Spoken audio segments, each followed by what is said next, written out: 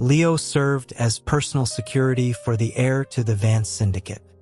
When Caleb Vance was temporarily exiled from Serpent's Key, he tasked Leo with monitoring Julian Croft, the most decadent power player on the island, with two simple directives. He was to ensure Julian didn't sleep with anyone else, and Leo himself was forbidden from falling for the man. The whispers about Julian on the docks could be boiled down to 3 words: volatile, lethal, and debauched. Leo despised him. Julian was impure, a man of appetites who always smelled of expensive cologne, a scent that felt like a deliberate provocation. He loathed Julian for the practiced ease Leo imagined he possessed in bed. Their first real interaction was less than dignified. Caleb Vance, consumed by an unrequited obsession, ordered Leo to abduct Julian. It was a suicidal command, but Leo was not paid to have opinions. He was a tool, and if his employer pointed him at a target, he acted. He slipped into Julian's suite while the man was bathing. It was not an innocent soak. Julian, long dark hair plastered to his skin, body a canvas of faint bruises, lay back in the clawfoot tub. A thin, dark cigarette was perched between the fingers of his left hand, which rested languidly on the porcelain edge. His right hand held a man's head beneath the shimmering surface of the water. A flush of crimson colored the corner of his eye, making even the droplets on his lashes seem suggestive. Leo stood frozen in the doorway for 3 seconds, and for 3 seconds Julian simply watched him, his body perfectly still. A soft, satisfied sigh escaped his lips. For a disorienting moment, Leo felt as if he were the one being held down, pinned by that predatory gaze. As he moved to haul Julian from the tub, the man actually raised a hand in protest, murmuring that he was close. Leo ignored him, bundling him unceremoniously in a towel. That night, Leo delivered a bound Julian to Caleb's hotel penthouse and stood guard outside the door, rubbing his fingers together. While tying the man up, his hand had accidentally brushed against something it shouldn't have. It had been surprisingly firm, yet yielding. It made him hungry, made him think about stopping by Rossi's Deli for a sandwich on his way home. But he never got off his shift, and he never got that sandwich.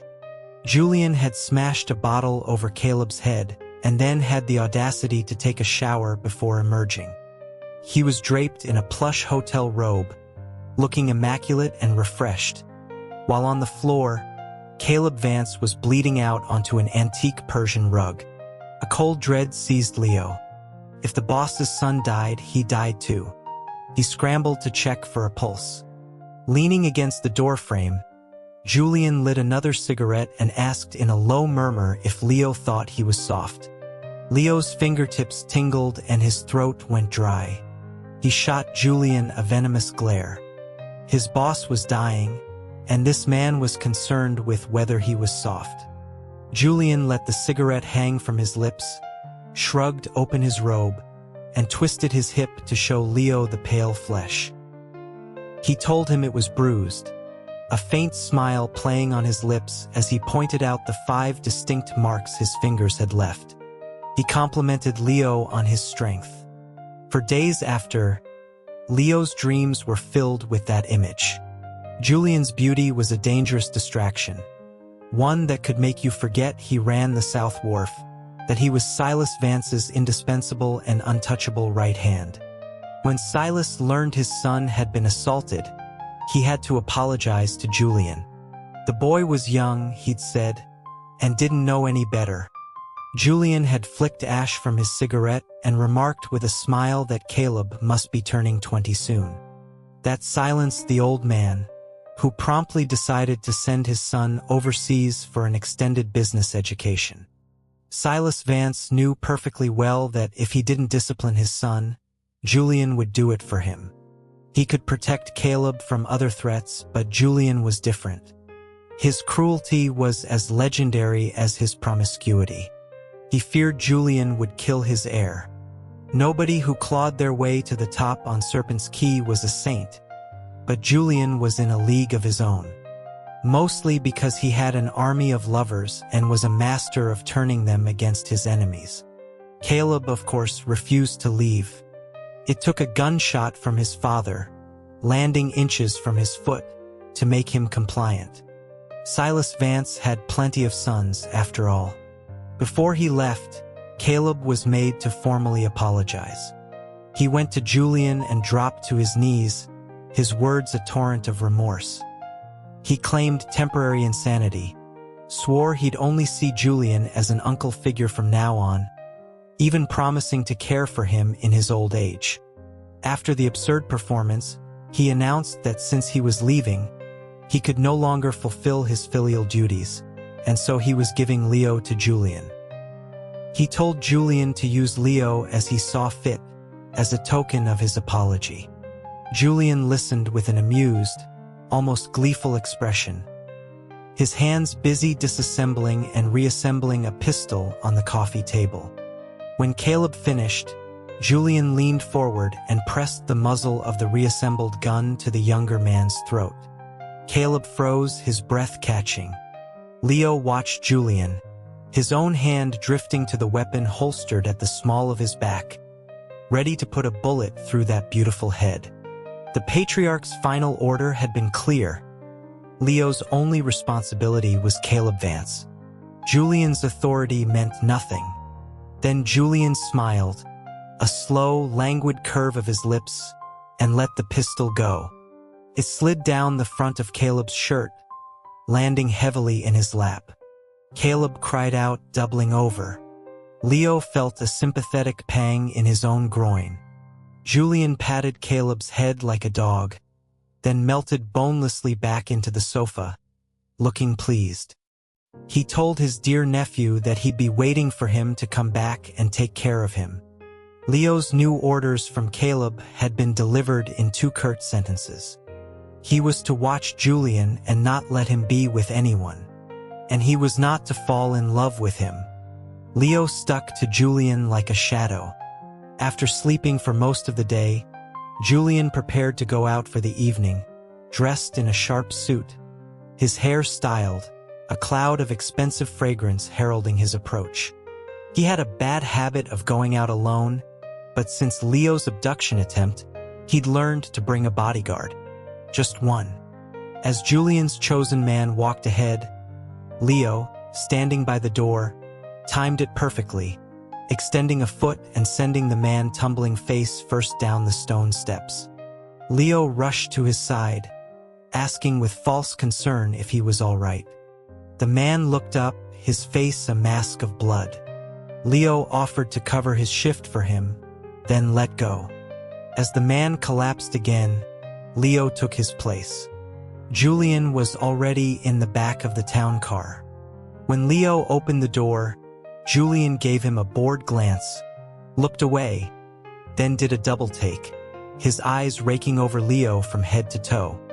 He reached out, grabbed the 2 drawstrings of Leo's faded band hoodie, and yanked them tight, choking him. His voice was a venomous whisper as he asked where his regular man was. Leo choked out that the man had twisted his ankle. Julian released him, a smirk touching his lips. He commented that the 2 of them going out together made him look like Leo's father. Leo loosened the strings, looking down at his own casual attire and then at Julian's tailored suit and slicked back hair. The age difference wasn't that significant. Julian just had a deceptively youthful face. The destination was a high-end nightclub. Leo had no idea what kind of deal was being discussed, but Julian's private booth soon filled with men and women. Leo sat in the corner, nursing his 3rd cranberry juice, watching Julian down 3 glasses of whiskey. A pale, doughy businessman across the table started getting handsy, first an arm around Julian's shoulders, which was met with no reaction. Then a hand on his thigh, also ignored. Then the man started to unbutton Julian's shirt. Julian just leaned back against the plush velvet, exhaling a plume of smoke toward the ceiling, utterly passive. A few more seconds and they'd be having sex right there in the booth. It wasn't his business if they did, but Caleb's subsequent rage would mean Leo would never leave the island alive. He stood up, juice in hand, and squeezed himself between the two men. He smiled at the businessman and offered to drink with him. The man said something in a language Leo didn't understand.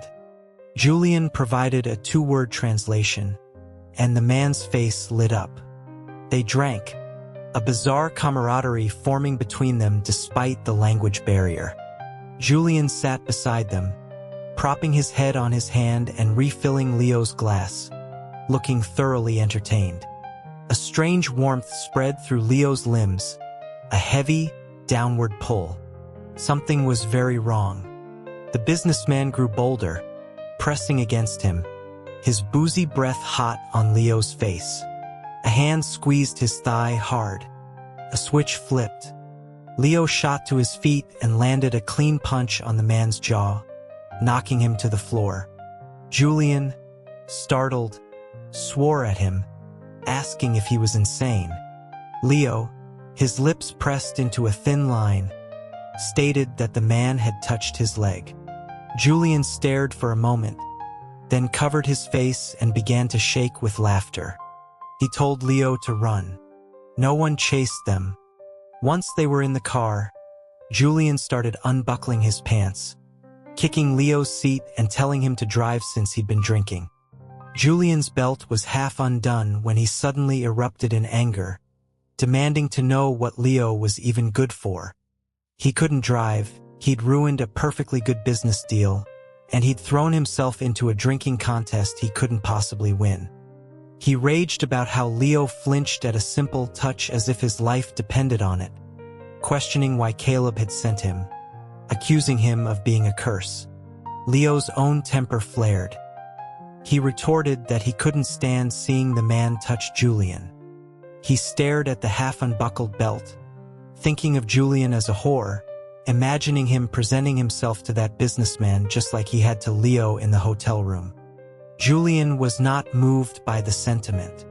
He asked what business it was of Leo's, if he had a crush on him. He sneered that plenty of people had touched him and Leo couldn't possibly stop them all, then threatened to send him away the next day. He continued his tirade until Leo had enough. He reached over, grabbed a fistful of Julian's hair, and silenced him with his mouth. The world went quiet. Julian adapted with shocking speed, parting his lips and meeting the kiss. After a moment, he pulled back and slapped Leo across the face, calling him a useless amateur at kissing and demanding he use his tongue. Leo just pressed him back against the seat. Julian seemed to melt into it, making soft, compliant noises. Their clothes were a tangled mess. Leo couldn't stop himself from grinding his thigh against Julian's. His whole body felt like it was about to combust.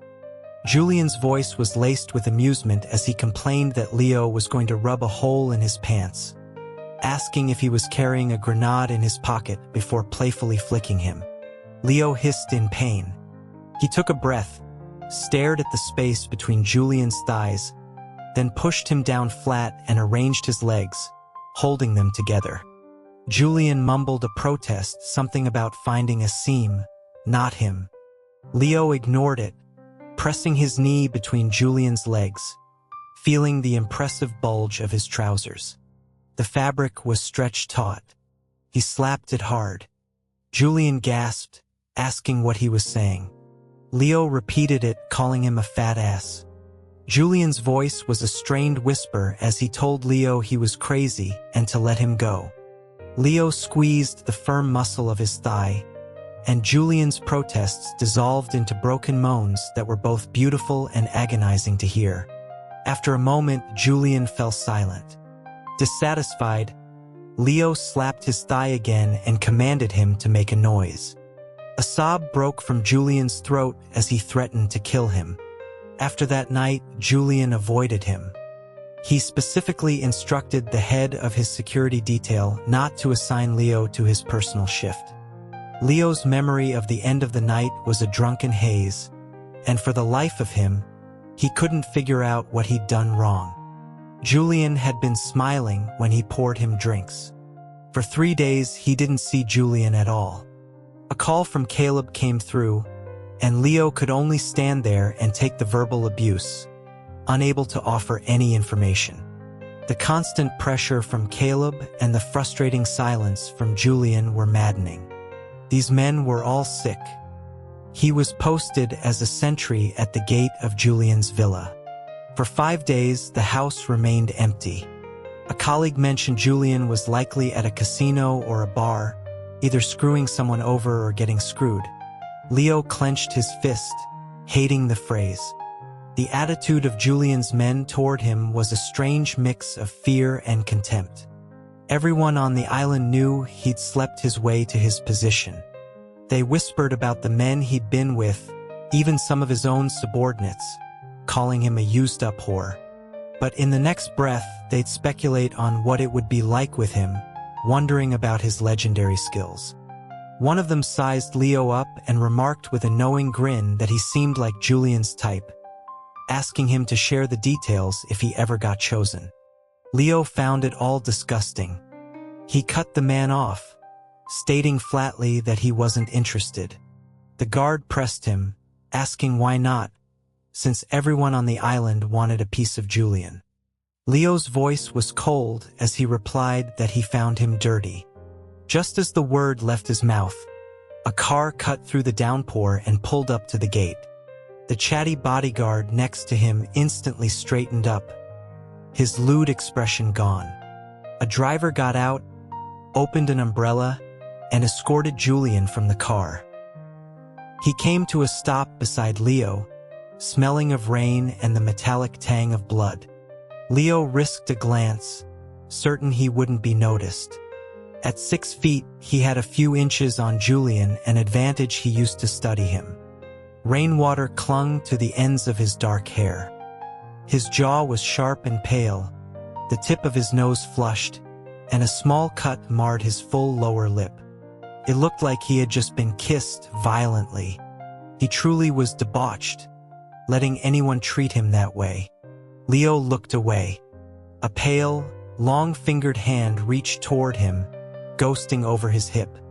Leo tensed, and before he could react, Julian had slipped the pistol from his holster. There was a soft crack, and the garrulous guard beside him went silent. Warm blood spattered Leo's cheek.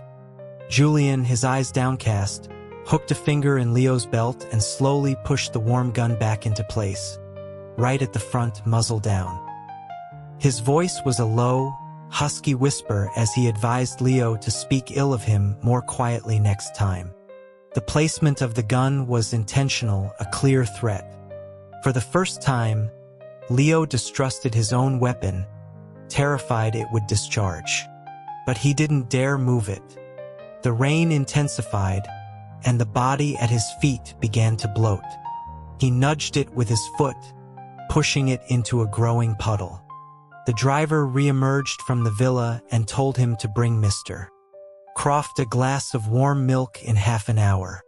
The villa was dark and silent.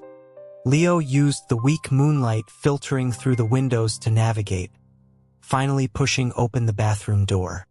A wall of steam and smoke hit him. Julian was in the tub, the water's surface obscured by a layer of blood-red rose petals.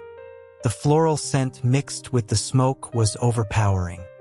Julian lay motionless, a portrait of beautiful death. Leo approached with the milk. Julian didn't stir. The hand that wielded a gun so expertly hung limply over the side of the tub, a half-burnt cigarette on the wet floor beside it. The rose petals couldn't hide the pink tinge of the water. On the skin visible above the surface, angry, grotesque welts crisscrossed his back and shoulders. Leo had smelled blood on him, but he never imagined it was his own. Julian was the head of the South Wharf, a man even Silas Vance treated with deference. Who could have done this to him? He called Julian's name twice with no response. He was unconscious, Leo carefully lifted him from the water. The whip marks were a brutal tapestry of torn flesh, the edges pale and swollen from the water. It seemed like the slightest pressure would make him scream. Wounds like that shouldn't be submerged. Julian wasn't ignorant, he was self-destructive. Leo laid him on the sofa and knelt before him with a towel, gently dabbing him dry, careful to avoid the injuries. He was so focused he didn't notice Julian had woken until his eyes met a pair of cold, hard ones. Julian sneered and kicked him away, demanding to know who gave him permission to touch him. Leo stammered that he'd found him passed out. Julian's reply was that even in death, Leo wouldn't be the one to handle his body. He was being irrational. Julian then pressed his bare foot against Leo's mouth, his face a mask of disgust, and told him to shut up. The sole of his foot was cold and soft and smelled of roses. He ordered Leo to call his man, Zhong, and have a boy sent over. He wanted to have sex. Leo didn't move. Julian pressed harder, kicking him again, telling him to hurry. Leo refused. Julian stopped trying to find a cigarette and stared at him in disbelief. Leo told him that what he needed was a doctor, not a boy. Julian let out a bitter laugh, asking if Leo thought he was his mother. He told him to make the call or get out. Leo pulled out his own gun, placed it in Julian's hand, and said he was going to stitch his wounds, and if Julian didn't like it, he could shoot him dead. A bullet slammed into the floor by his foot. Julian's voice was tight with desperation. He said he wanted to have sex, screaming the words. Leo's heart hammered against his ribs. He was so tired of this. He took a deep breath, met Julian's wild gaze, and told him that he didn't want to see him with anyone else. He invited Julian to put a bullet in his head, after which he could do whatever he wanted. The fight went out of Julian. He lowered the gun, his voice suddenly small as he asked why Leo was yelling at him. His wounds still hurt. He passed out from the pain before Leo finished suturing, no anesthetic. His dark hair was plastered to his forehead with sweat, making him look strangely innocent. Caleb called then, asking where Julian was. Leo replied that he was sleeping. Caleb's voice was thick with excitement as he demanded to see him. Leo paused, then silently pulled the towel over Julian's body, covering him completely. Caleb grew impatient, yelling Leo's name. A voice in Leo's head reminded him he was just a bodyguard, a pawn. Protecting Julian would earn him no gratitude. He couldn't even save himself. It was just a look. He angled the phone's camera. Caleb's breathing became heavy and ragged as he stared at the covered form, muttering curses about Alistair Vance, Silas's younger brother, having just returned to the island. He spat that Julian had run to him like a dog and deserved the beating.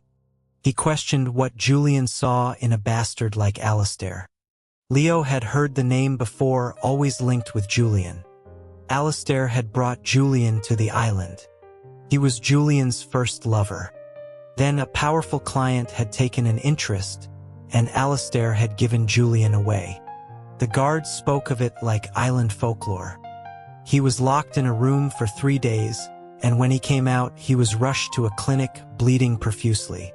After that, Julian became Alistair's most valuable bargaining chip. So that's who he had seen tonight. The cut on his lip was from him. Leo's hand tightened into a fist. The sounds of rustling fabric came through the phone, followed by Caleb's desperate, needy whispers of Julian's name, mingled with the pained sobs of another young man. Leo stared in horror, then abruptly ended the call. Caleb immediately sent a question mark. Leo typed back a lie. Julian was awake. Julian was unconscious for a full day. The island was on edge. Alistair Vance had survived an ambush on one of his shipments and was now tearing the island apart, hunting for a mole. Many had died. While Julian was out, his entire staff was vetted. He woke just as Leo returned from an errand. Julian was eating dinner and casually asked if Leo was still in contact with Caleb. Leo's blood ran cold, but he lied smoothly, saying no. Julian asked why he'd come to the island. To pay a debt, Leo explained. He used to be a prize fighter, but his mother got sick. He sold himself to the old Mr. Vance for the money. His mother had died anyway, but the money had bought her 5 more years. The patriarch had sent him to Serpent's Key to guard Caleb. 20 million for 5 years of his life. Fair trade. Julian played with his spoon and asked how much he owed. He offered to pay off Leo's debt and get him off the island, in exchange for killing Caleb. Leo refused, stating that killing Caleb would get him killed too. Julian clapped slowly, calling him clever, then beckoned him closer. As Leo leaned down, Julian slapped him across the face, the sound cracking in the quiet room. He called him an ungrateful thing and walked away barefoot. Leo stood there for a long moment, his cheeks stinging, but the scent left behind was of roses. He went after Julian, scooped him up, carried him upstairs, and forced 2 pairs of socks onto his feet. If Julian got sick, he'd be the one taking care of him. Julian disliked having too many people in the house, so Leo's duties expanded to include cooking and cleaning. Julian would often lean against the kitchen doorframe, watching him work. Once, he remarked quietly that he used to watch his mother cook like that. She never let him help, saying his hands were meant for. He was cut off by a coughing fit. He poked Leo's chest with a long finger and said with a drawl, "Mama Leo." The touch sent a strange current through Leo, and he had to focus on chopping vegetables, feeling like a stoic monk being tempted by a demon. If he weren't a monk, he'd have that demon screaming his name. On the 3rd floor was a dust-covered grand piano. Julian never went up there. In that moment, Leo knew the end of the unfinished sentence. His hands were meant for playing the piano, not for killing. A week later, a doctor arrived to give Julian a physical. He politely told Julian to remove his clothes. Julian looked up with a lazy, provocative smile and asked if he meant everything. The doctor, with an air of detached disrespect, confirmed it was on the young master's orders to ensure Julian's body was still clean. Julian said nothing more. He stubbed out his cigarette, threw back the covers, and untied his robe, seemingly accustomed to such humiliations. His body was long and lean, the pale skin and subtle muscle definition a masterpiece of genetics, which only made the scars marring it seem more profane. Leo looked once, then stared at the white robe pooled on the floor, a murderous rage building inside him. He heard the doctor instruct Julian to lie on his stomach, the clink of cold instruments, and Julian's sharp, indrawn breath. He remembered a photograph he'd found tucked away in a book. A boy of 17 or 18 in a tuxedo, standing beside a piano, his young face full of pride and arrogance. Could a man so meticulous about his own cleanliness, a man who refused anesthetic to remain clear-headed, a man who no longer touched his dream because he felt his hands were dirty, truly be the shameless creature of rumor? Leo felt himself suffocating on Julian's choked breath. When the doctor announced he was finished, Julian didn't move. He lay face down, his voice muffled by the sheets as he said Leo's name, then whispered that the doctor had heard him. Leo's control shattered. He launched himself across the room, his fist connecting with the doctor's jaw. He grabbed the man by the legs and dragged him out, unwilling to soil Julian's bedroom further. Behind him, he heard the flick of a lighter and Julian's soft reminder to leave him alive. That evening, Alistair Vance came to see him, striding into Julian's bedroom as if he owned the place. Leo was blocked at the door by Alistair's men. For a long time, there was only silence, then the sharp sound of something shattering. Leo's heart jumped. The door flew open. Alistair's shirt was unbuttoned, his hair a mess, his mouth swollen and wet. He scanned the hallway, his cruel eyes landing on Leo. He pointed and ordered him to come over. Leo complied. Alistair grabbed his collar, dragged him into the room, and slammed the door. Julian was sitting in a large armchair, wearing nothing but an oversized shirt. Alistair shoved Leo in front of him and commanded him to kiss Julian. Leo looked at Julian, whose left cheek was red and swollen, and didn't move. He turned to Alistair and asked if he had hit him. Alistair, dismissing him entirely, pressed the barrel of a pistol to Leo's temple and repeated the order.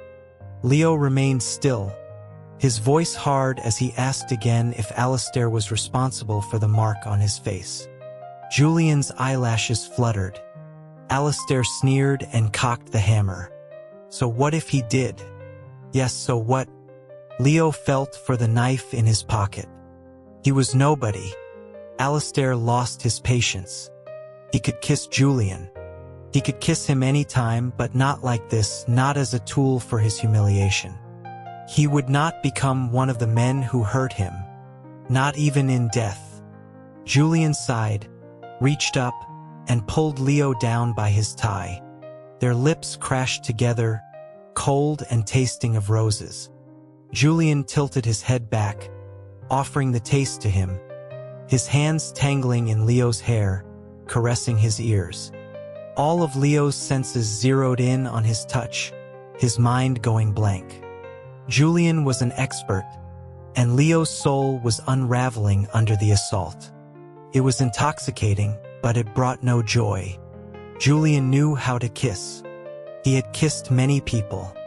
He had just been with Alistair in this very room, on this very chair. A bitter jealousy gnawed at Leo, and he fought back, his kiss becoming rough and angry as he tried to claim dominance. Julian's response was immediate and fierce. He pushed Leo back into the chair and climbed onto his lap, pressing their bodies together through the thin fabric of their clothes, his breathing heavy in Leo's mouth. He cradled Leo's face, kissing him with a world-ending intensity, devouring his lips, his ears, his throat, tearing at his clothes, his hands exploring, touching, as if Alistair wasn't even there. Alistair finally ripped Julian off him by his hair and threw him onto the bed. He stared at Julian's flushed body, his eyes filled with a rabid fury. He unbuckled his belt and began to whip him, his voice choked with hatred. He screamed that he could kneel and beg and Julian would feel nothing, but any random person could arouse him. The newly stitched wounds tore open again. Julian curled into a ball, silent. Alistair raged that he had given Julian everything, that he didn't care about the cheating or the betrayals, that he knew everything Julian did but couldn't bear to lose him. He dropped the belt, fell to his knees beside the bed, and choked Julian as he tried to kiss him, begging to know why Julian didn't want him anymore. His hand slid up Julian's leg, disappearing under the shirt. Julian gave a small, weak struggle, then went still. A single word formed in Leo's mind. No. He pulled the tactical knife from his pocket, moved behind Alistair, covered his mouth, and drove the blade into his throat. Blood sprayed across his neck. As Alistair's struggles weakened, Leo whispered in his ear that Julian didn't want it. He asked why they couldn't just leave him alone. When Alistair went limp, Julian scrambled off the bed, snatched the knife from Leo's hand, and stabbed the corpse repeatedly before dropping the weapon. He held out a hand to Leo, his voice raw. He wanted a cigarette. With the cigarette between his lips, he looked up at Leo and said he hadn't tried it yet. Had he? He offered to serve Leo, to do anything he wanted, promising an unforgettable experience. He looked so debauched. his face smeared with Alistair's blood. Leo hated seeing him like this, acting as if Leo were no different from all the other men who only wanted him for his body. He pulled a handkerchief from his pocket, held Julian's face, and gently wiped the blood away. When he was done, he said now he was clean. Julian's eyes widened, the hand holding the cigarette trembling. He looked down and let out a short, bitter laugh, calling Leo a fool. He said Leo should have accepted. The list of people he offered to serve was very short. Leo felt a sharp pain in his chest. He said, his voice strained, that he wasn't like them. Julian was non-committal, tapping ash onto the floor. He asked Leo if he'd ever heard Beethoven's Fifth Symphony. Leo shook his head. He'd spent his life in a boxing ring, not a concert hall. Julian said he played it well, that he'd won an international award at 18. He exhaled a cloud of smoke, a gentle smile on his face, and promised to play it for him someday. After finishing his cigarette, Julian called Silas Vance himself. The old man arrived in a storm of fury, saw his brother's body, and slapped Julian across the face. Julian just worked his jaw and said he wasn't the one who killed him, so why hit him? Silas, veins bulging on his forehead, demanded to know who did it. Julian's eyes narrowed as he suggested Silas call his good son. Leo looked at Julian, who was lounging comfortably in the armchair, his face obscured by shadows, not sparing him a glance. Silas laughed, a harsh, grating sound, saying that while Caleb may have had a grudge, he was thousands of miles away. His eyes fell on Leo, and his words died in his throat. Before he could ask, Leo confessed. He knew Julian would throw him under the bus anyway. His overheated brain was suddenly crystal clear. He had been played. He had been discarded. Julian knew from the beginning he was Caleb's man and had never trusted him. The words from the docks came back to him. Volatile, lethal, debauched, a master of using others as his weapon. All true. Julian was beautiful enough to make you forget he was a monster. With his back to Julian, Leo continued, stating that the young master had ordered him to keep Julian from sleeping with other men. He added a second fictional order, that he was not to fall in love with Julian. He claimed that he had thought the first task would be the harder one. He'd never been so clever in his life, perfectly playing the part Julian had written for him. Silas Vance roared for his men to seize him. Julian said nothing. Leo didn't look back. There was a small ache in his heart, and a sliver of hatred for Julian. If Julian didn't like him, he shouldn't have been so vulnerable. Shouldn't have let Leo see his wounds. Shouldn't have been so damn beautiful. Julian was a beautiful, wicked man. He had tricked him, made him just another one of his foolish lovers, turned him from a normal person into an idiot. With one move, Julian had transformed Alistair's murder into a crime of passion, and Leo was locked away. His life was ultimately not in Silas Vance's hands. 2 weeks later, he was sent back to the Vance family estate. In his absence, Serpent's Key had descended into chaos. There was an explosion, then a federal raid. Silas Vance died. They said Julian had died too. Leo felt nothing. The old patriarch had his men sever the tendons in his right arm and then dumped him on a remote part of the estate grounds frequented by coyotes. Living had always been an exhausting struggle. He didn't know what he was holding on for anymore. Without anyone to miss, death should have been easy. But he was stubborn. As a coyote lunged, he couldn't even lift his arm to defend himself. He thought it was the end. He wished he could have one more warm sandwich and see one more person, alive or dead. Then he heard a gunshot, like a bell tolling his end. His eyes wouldn't open, but he could smell roses. Something hot trickled down his cheek. He had never told Julian that he loved him. He had never found him dirty. He had only been jealous. He woke up in a small apartment. On the nightstand were a new ID and a thick stack of cash.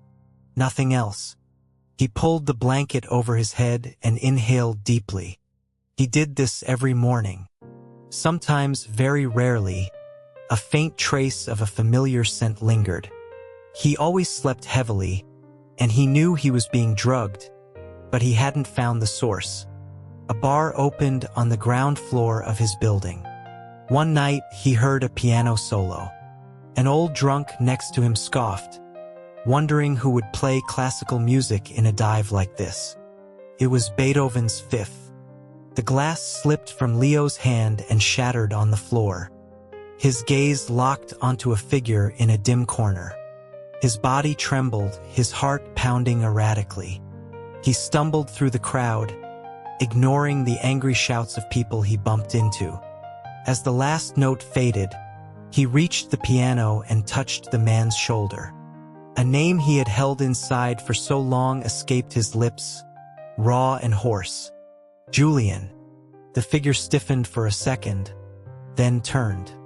The face was completely unremarkable. The man asked if he was talking to him. Leo's heart stopped. The man was a stranger. He apologized numbly, saying he'd made a mistake. The pianist shrugged and smiled, asking for a hand up. Leo helped him to his feet. The man picked up a cane and walked away with a pronounced limp. It wasn't Julian. A year and he had never appeared. Leo began to wonder if the morning scent of roses was just a figment of his imagination. He rubbed his face, trying to push the disappointment down, and then he froze. He stared at his left hand, the one that had helped the pianist. He lifted it to his nose and sniffed. Roses.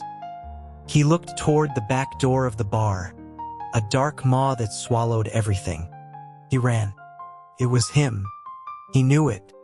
2 blocks away, leaning against a graffiti-covered wall, Julian was lighting a cigarette. He looked up as Leo approached, a flicker of surprise in his eyes, then a slow smile. He asked if there was something else he needed. Leo, still breathless, closed the distance and pinned him against the wall. His hand searching Julian's face for the seams of a prosthetic, but there were none. Julian flinched, his eyes narrowing, and warned him not to take liberties. Leo stared at the unfamiliar face, whispering that it wasn't beautiful. Julian's gaze was sharp as he asked how he knew. Leo captured his wrist and brought it to his own nose. The scent. Julian sighed in annoyance, touching his new face and grumbling that the surgery was a waste. He gave Leo a sidelong glance, asking if he'd been secretly chugging brain-enhancing supplements. Leo scowled, feeling underestimated. Julian made a soft, placating sound, the kind one uses on a child. Taking advantage of Julian's bad leg, Leo hoisted him over his shoulder and carried him home. That night, he handcuffed their wrists together. Julian lay in bed, sighing dramatically until Leo couldn't sleep either. He finally turned to him and said that he was 30 now. Leo pulled him closer and grunted in acknowledgement. Julian confessed that he liked men. Another grunt from Leo. Julian added that he had an addiction. A sexual one, he clarified in a whisper against Leo's ear. His whole body went hot. Julian licked the shell of his ear and warned him that he wouldn't be able to stop himself from propositioning him. And if Leo couldn't handle that, he shouldn't keep him around. He was truly depraved. Leo's voice was rough as he asked if he could sate him. Would he promise not to go to anyone else? Julian turned his head away, a small laugh escaping him. He said that Leo knew he hadn't been a clean person in the past. His eyes were downcast, his voice barely audible as he asked if Leo didn't find him dirty. Leo kissed his lips, then his jaw, then burrowed under the covers. He would show him with his body that he wasn't dirty. He would show him with everything he had that he was loved.